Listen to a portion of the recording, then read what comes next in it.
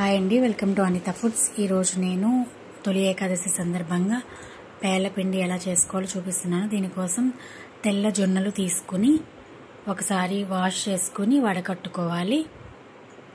తర్వాత cooker heat చేసుకుని కుక్కర్లో ఈ జొన్నలు వేసేసుకుని పైన మూత పెట్టేసుకుని హై ఫ్లేమ్లో పెట్టుకోవాలి.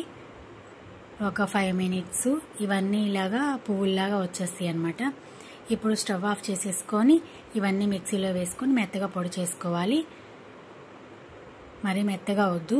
అలాగే కొద్దిగా మీరు ఎంత స్వీట్ తింటే అంత కొద్దిగా ఒక 2-3 స్పూన్లు బెల్లం వేసేసుకుని ఇలా పౌడర్ చేసుకుని పక్కన పెట్టుకోవాలి. మీకు ఇష్టం ఉంటే యాలకులు వేసుకోవచ్చు. సో ఇంకొక రకం ఏంటంటే శనగపప్పుతోటి పుట్నాల పప్పు అంటారనమాట. ఇది 1 కప్పు తీసుకుని మిక్సీ జార్లో వేసుకుని కొద్దిగా స్మూత్గా గ్రైండ్ చేసుకుని ఎండు కొబ్బరి ముక్కలు అలాగే బెల్లము 1-2 యాలకులు వేసేసుకుని మెత్తగా పొడి చేసుకోవడమేనమాట. ఈ రెండింటిని పేలపిండిగా వాడతాము. Thank you so much for watching my video.